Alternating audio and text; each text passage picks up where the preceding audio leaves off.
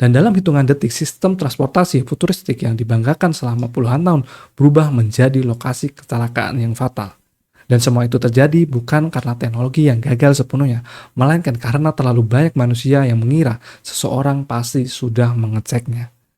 Dan Disney World, tempat yang katanya paling bahagia di dunia, malam itu berakhir dengan sunyi yang tidak pernah dia rencanakan.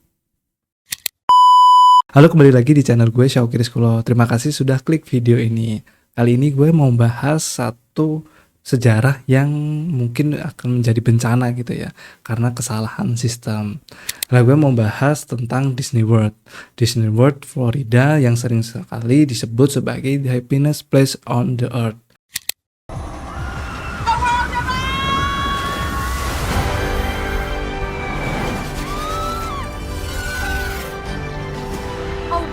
Other worlds.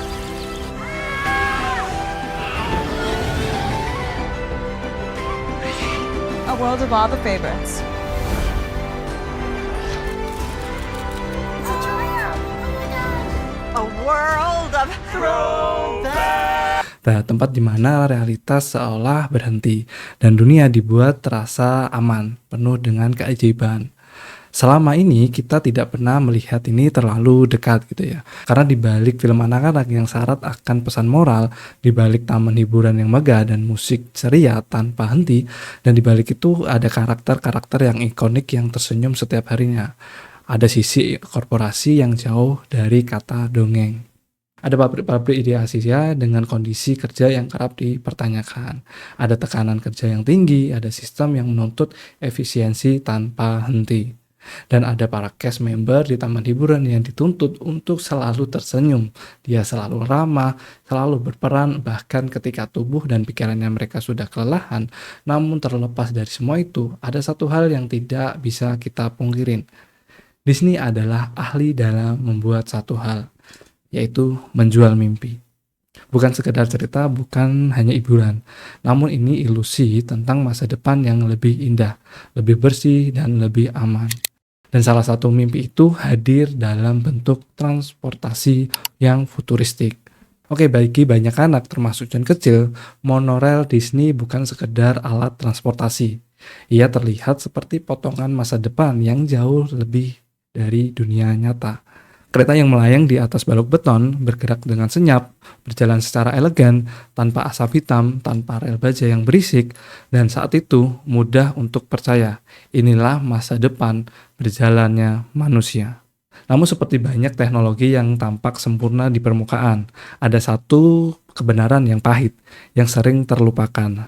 Semakin rapi suatu sistem terlihat, semakin besar kepercayaan yang kita letakkan kepadanya.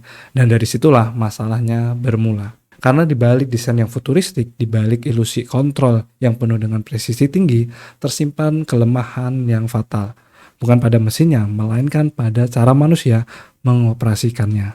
Dan pada suatu malam di tahun 2009, kelemahan itu akhirnya menuntut harga yang sangat mahal. Disney World resmi dibuka pada tahun 1971. Sistem monorail langsung menjadi simbol dari kebanggaan. Bukan karena bentuknya yang futuristik, namun karena dianggap sebagai bukti bahwa Disney benar-benar hidup di masa depan. Awalnya sistem ini sederhana, hanya 4 stasiun yang menghubungkan area utama ke taman hiburan. Namun seiringnya ambisi Disney yang membesar, monorail ikut bertumbuh. Ketika Epcot dibuka, jalurnya diperluas, stasiun ditambahkan, rute dibuat lebih kompleks. Sebelum gue lanjutin, Epcot itu satu dari 4 taman hiburan utama di Walt Disney World Resort by Lake Florida yang bertemakan inovasi teknologi, budaya global, dan pencapaian dari manusia. Hingga akhirnya sistem ini membentang hampir 15 mil, menghubungkan hotel, taman, dan pusat transportasi. Sebuah jaringan yang tak sekedar atraksi, melainkan tulang punggung mobilitas dari Disney World. Secara teknis, monorail ini mengesankan. Ia ditenagai listrik 600 volt dan dialirkan secara langsung melalui balok di atasnya. Satu rangkaian kereta mampu membawa hingga 360 penumpang sekaligus, jumlah yang setara dengan beberapa bus secara penuh. Namun, jantung sebenarnya dari sistem ini bukanlah rel, bukanlah pula kereta, melainkan sistem kendali yang bernama MAPO, sebuah sistem sinyal cerdas yang ironisnya dibayar dari royalti film Mary Poppins. Sebuah dongeng yang membantu mendanai teknologi yang dianggap sangat serius dan presisi. Mapo bekerja dengan prinsip blok. Lintasan dibagi menjadi segmen-segmen yang panjang, dan setiap kereta terus-menerus berbicara dengan balok di depannya. Nah, sinyalnya itu sederhana. Hijau setidaknya ada 3 blok di depan itu kosong, jadi aman. Dan kuning ada 2 blok yang kosong, jadi harus waspada. Dan merah, blok di depan yang ditempatin kereta harus berhenti. Jika pengemudi melewati jalur merah, sistem akan secara otomatis mengaktifkan rem darurat. Di atas kertas, ini adalah sistem yang aman, yang elegan, dan tampak nyaris mustahil untuk gagal. Masalahnya, Mapo tidak sepenuhnya otomatis. Ia mengasumsikan satu hal, bahwa manusia di dalam sistem selalu berada di tempat yang tepat, melihat layar yang tepat, mengikuti prosedur dengan sempurna, dan tidak pernah terdistraksi. Dan dari sinilah celah itu muncul. Karena di dalam praktiknya ada momen-momen tertentu di mana Mapo bisa diabaikan. Saat kereta harus berpindah jalur, saat operasi di malam hari, atau saat lalu lintas menurun dan kelelahan mulai mengambil alih. Dalam situasi ini, keputusan kritis tidak lagi diambil oleh sistem otomatis, melainkan oleh manusia, melalui radio, melalui tombol override, dan asumsi.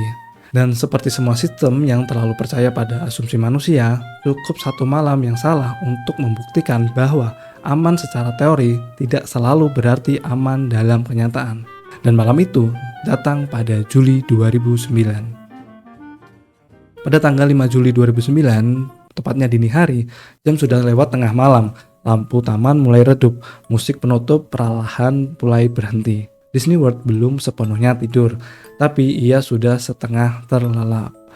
Penumpang tinggal sedikit, anak-anak sudah kembali ke hotel. Yang tersisa hanyalah staf dan sistem transportasi yang harus dirapikan sebelum pagi. Seperti rutinitas setiap malam, beberapa rangkaian monorail, Pink, Purple, Coral, dan Silver sedang dipindahkan satu persatu menuju fasilitas perawatan. Ini bukan operasi darurat, ini bukan kondisi cuaca buruk, namun ini adalah prosedur yang standar. Dan justru disitulah letak bahayanya. Karena saat semuanya terasa rutin, manusia cenderung lengah. Masalah pertamanya muncul di pusat kendali. Koordinator pusat, orang yang seharusnya mengawasi seluruhnya pergerakan monorail, tidak berada di dalam ruang kontrol. Ia sedang berada di sebuah restoran di area taman, mengandalkan ponsel untuk berkomunikasi lewat radio. Tanpa layar penuh, tanpa tampilan saklar, tanpa visual secara real time. Hanya suara. Di sisi lain, operator panel, orang yang bertugas mengatur saklar lintasan, sedang menghadapi malam yang sangat sibuk. Beberapa panggilan radio masuk hampir bersamaan. Monorail Silver melaporkan masalah teknis. Monorail Coral meminta instruksi tambahan. Setiap panggilan memecah fokusnya. Saat ia kembali ke panel, layar sistem sudah time out dan otomatis kembali ke tampilan awalnya. Dalam pikirannya, urutan perintah sudah selesai. Saklar sudah berubah. Jalur sudah aman. Padahal tidak. Yang tidak dilakukan pada malam itu adalah satu hal yang kecil, yang sederhana menjadi kebiasaan. Konfirmasi visual lewat CCTV, tidak ada pengecekan ulang, tidak ada mata yang benar-benar melihat apakah saklar sudah berpindah. Lalu keputusan pun dibuat, monorail Pink diberi izin untuk mundur. Pengemudi Pink mengikuti instruksi, ia tidak bisa melihat kondisi saklar yang ada di belakangnya. Ia percaya pada sistem, dan ia percaya pada perintah. Dan pada saat yang sama, monorail Purple sedang masuk ke stasiun. 6 penumpang masih berada di dalamnya. Mereka mungkin lelah, mungkin mengobrol secara pelan, mungkin menatap ponsel, tanpa tahu bahwa dalam hitungan detik, segalanya sesuatu akan berubah. 2 kereta dalam satu jalur, satu saklar yang tidak pernah benar-benar berpindah. Ketika pengemudi Purple melihat ke depan, ia menyadari sesuatu yang tidak seharusnya ada di sana. Namun itu terlambat. Monorail Pink yang seharusnya menuju jalur perawatan justru mundur ke arah stasiun yang sama. Benturan itu bukan ledakan besar, bukan suara dramatis seperti yang ada di film, namun cukup keras untuk menghancurkan 2 kabin dan mengakhiri 1 nyawa. Dan dalam hitungan detik, sistem transportasi futuristik yang dibanggakan selama puluhan tahun berubah menjadi lokasi kecelakaan yang fatal. Dan semua itu terjadi bukan karena teknologi yang gagal sepenuhnya, melainkan karena terlalu banyak manusia yang mengira seseorang pasti sudah mengeceknya. Dan Disney World, tempat yang katanya paling bahagia di dunia, malam itu berakhir dengan sunyi yang tidak pernah dia rencanakan. Monorail pink mundur tanpa visual di belakang. Monorail purple maju tanpa satupun peringatan yang ada di depan. Dua perintah yang sah, dua kereta yang sama-sama benar menurut sistem. Namun realitasnya tidak peduli pada prosedur.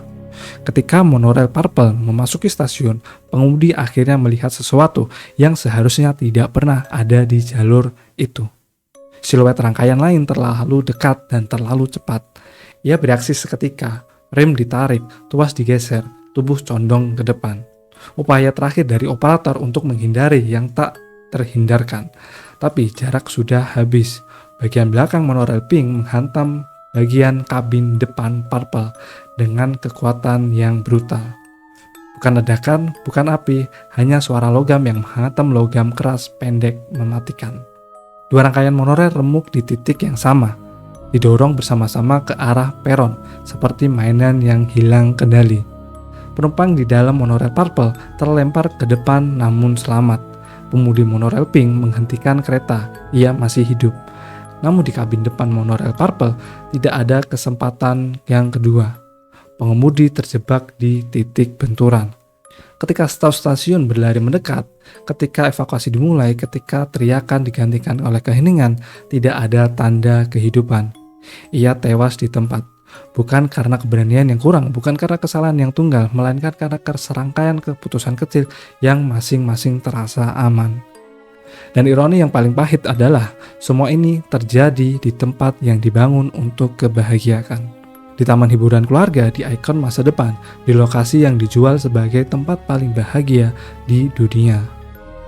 Malam itu Disney tidak menjual mimpi, ia memperlihatkan harga dari ilusi keselamatan. NTSB sebagai lembaga keselamatan ikut turun tangan, bukan sebagai penonton, namun sebagai otoritas yang terbiasa membongkar kegagalan yang sistemik. Dan apa yang mereka temukan jauh lebih mengerikan daripada sekedar human error.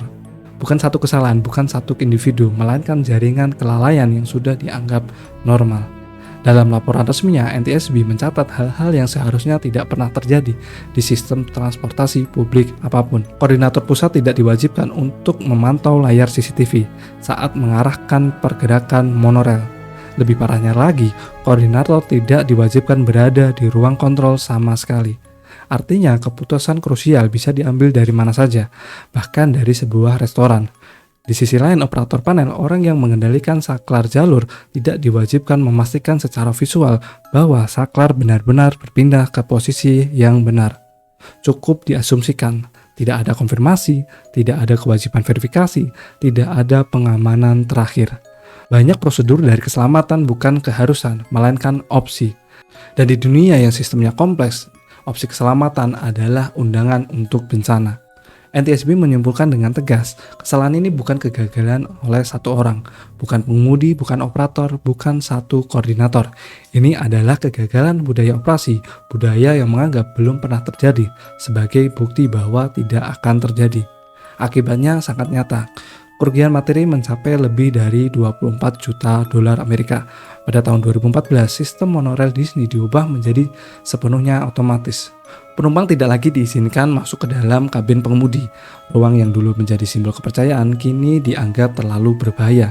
Keamanan pun meningkat, prosedur diperketat, sistem dipagari dari kesalahan manusia.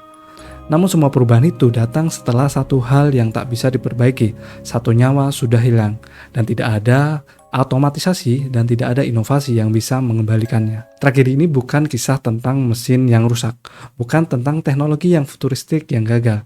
Ini adalah kisah tentang manusia yang terlalu percaya pada sistem yang selama ini terlihat baik-baik saja.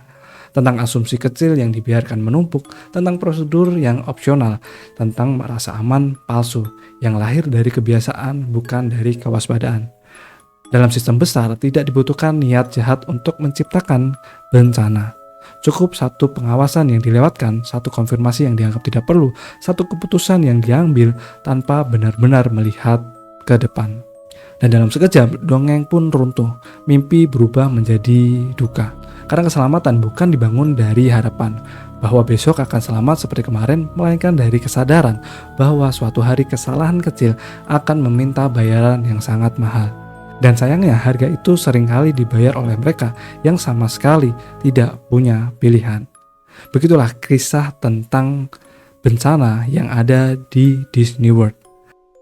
Oke teman-teman, video gue kali ini cukup segitu. Mungkin kita akan bahas bencana-bencana atau kejadian-kejadian yang human error atau yang dari sistem gitu untuk video berikutnya. Jangan lupa untuk subscribe video gue. Terima kasih sudah like video ini. Terima kasih sampai akhir video ini. See you.